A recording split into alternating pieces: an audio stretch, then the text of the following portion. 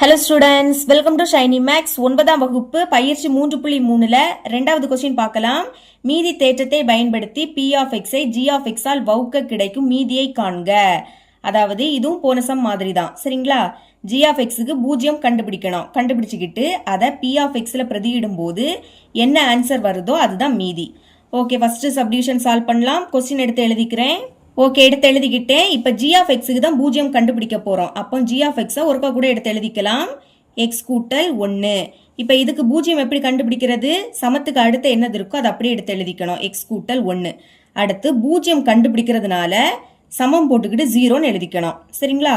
0 என்க. இதுதான் first step. இதை மறக்கக்கூடாது. சமத்துக்கு அடுத்து என்னது இருக்கோ அதை எழுதிக்கிட்டு இஸ் ஈக்குவல் டு 0 அப்படின்னு எழுதிக்கணும். இனி எக்ஸோட மதிப்பு கண்டுபிடிக்கலாம். அப்போ எக்ஸை வச்சுக்கிட்டு பிளஸ் 1 அந்த பக்கம் போச்சுன்னா மைனஸ் 1 மாறும்.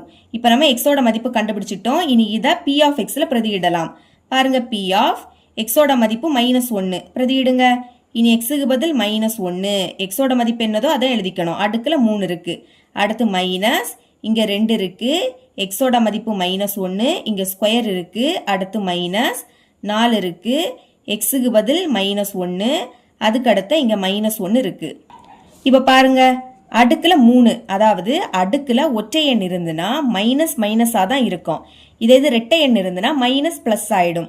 3 ஒற்றை எண், அப்போ மைனஸ் மைனஸா தான் இருக்கும்.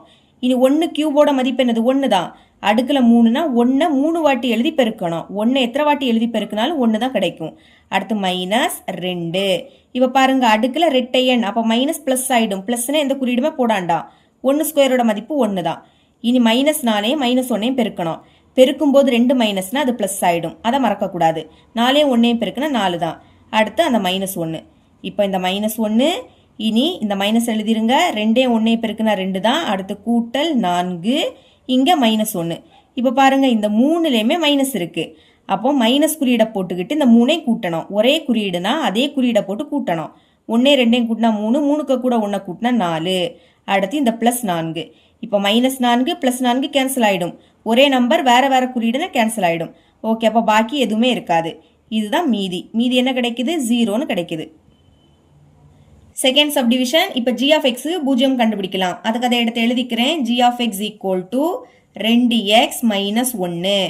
ஓகே, 0 எப்படி கண்டுபிடிக்கணும்? சமத்துக்கு அடுத்து என்னது இருக்கோ அதை எடுத்து எழுதிருங்க. 2x minus 1.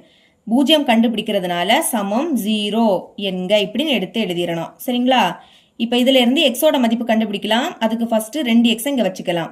-1 அங்க போச்சுன்னா +1 மாறும். எக்ஸ் தான் கண்டுபிடிக்கணும். அப்போ எக்ஸை மட்டும் வச்சுக்கோங்க. இங்க 1 இருக்கு. இந்த 2க்கு இடையில எதுவுமே இல்லாட்டா பெருக்கல் இருக்குன்னு அர்த்தம். அப்போ பெருக்கல் இருக்கக்கூடிய 2 அந்த பக்கம் போச்சுன்னா வகுத்தல மாறும். அதனால பை போட்டுக்கிட்டு இந்த 2 கீழே எடுத்து எழுதிருங்க. இப்போ எக்ஸோட மதிப்பு என்ன கிடைக்குது? 1/2. இதை இப்போ p of xல பிரதியிடலாம். p of xோட மதிப்பு 1/2. எக்ஸுக்கு பதில் அதை எடுத்து எழுதிருங்க. இனி சமம், இங்க 4 இருக்கு. அடுத்து x இருக்கு. xக்கு பதில் 1/2. இங்க கியூப் இருக்கு, எடுத்து எழுதிருங்க. -12. அடுத்ததும் x இருக்கு. xக்கு பதில் 1/2. இங்க ஸ்கொயர் இருக்கிறதுனால ஸ்கொயர். அடுத்து +14. இன்னும் x இருக்கு. xக்கு பதில் 1/2. அடுத்து -3. இப்போ பாருங்க, 4. இந்த பிராக்கெட்டுக்கு பதில் பெருக்கலும் போட்டுக்கலாம். 1 கியூபோட மதிப்பு என்னது? 1 தான். அடுத்து 2 கியூபோட மதிப்பு 8. அடுக்குல 3, அப்ப 2 3 வாட்டி எழுதி பெருக்கணும். பெருக்குனா 8ன்னு கிடைக்கும். -12. பிராக்கெட்டுக்கு பதில் பெருக்கல். 1 ஸ்கொயரோட மதிப்பு 1 தான். 2 ஸ்கொயரோட மதிப்பு 4. கூட்டல் 14. பிராக்கெட்டுக்கு பதில் பெருக்கல். உள்ள 1/2 இருக்கு. -3. இப்ப கேன்சல் பண்ணலாமா? இது ரெண்டுமே 4 எப்படி கேன்சல் ஆகும்? 1 4 4, ஈர் 4 8. இனி கேன்சல் பண்ண முடியாது. அப்ப மேல உள்ளத பெருக்குங்க. 1 பெருக்குனா 1 தான். நடுவுல பெருக்கல், அதனால பெருக்கிறோம். கீழே 2 இருக்கு. இனி மைனஸ், இது ரெண்டும் 4 எப்படி கேன்சல் ஆகும்? 1 4 4, 3 4 12. 3 1 பெருக்குனா 3 தான். கீழே 1ன்னு எழுதிக்காண்டா. அடுத்து இங்க பிளஸ் இருக்கு. இனி இது ரெண்டும் 2 எப்படி கேன்சல் ஆகும்? 1 2 2, 7 2 14. 7 1 பெருக்குனா 7. 1ன்னு எழுதிக்காண்டா. இங்க -3. அடுத்து 1/2. இதுலயே மைனஸ் இருக்கு, இதுலயே மைனஸ். அப்போ மைனஸ் குறியீடை போட்டு 2ஐயும் கூட்டுங்க. 3 3 கூட்டுனா 6. இங்க கூட்டல் 7. அடுத்து 1/2. இப்போ ஒரு மைனஸ் ஒரு பிளஸ்.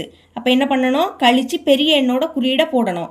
பெரிய எண் 7, 6 அப்படிக்கு 7 பெருசு, அதோட குறியீடு பிளஸ். கழிங்க, 7ல இருந்து 6 கழிச்சா 1. இனி பைக்கு கீழே எதுவும் இல்லாட்டா 1 இருக்குன்னு அர்த்தம். இப்போ குறுக்கு பெருக்கல் பெருக்கலாமா? 1ஐயும் இந்த 1ஐயும் பெருக்குனா 1 தான், நடுவில் கூட்டல். 2ஐயும் இந்த 1ஐயும் பெருக்குனா 2. அடுத்த கீழே உள்ள 2ஐயும் பெருக்கணும், 2ஐயும் 1ஐயும் பெருக்குனா 2. இனி 1ஐயும் 2ஐயும் கூட்டினா 3, பைக்கு கீழே 2. அப்போ இதுக்கு மேலே இதை சால்வ் பண்ண முடியாது, மீதி நம்மளுக்கு 3/2 தான்.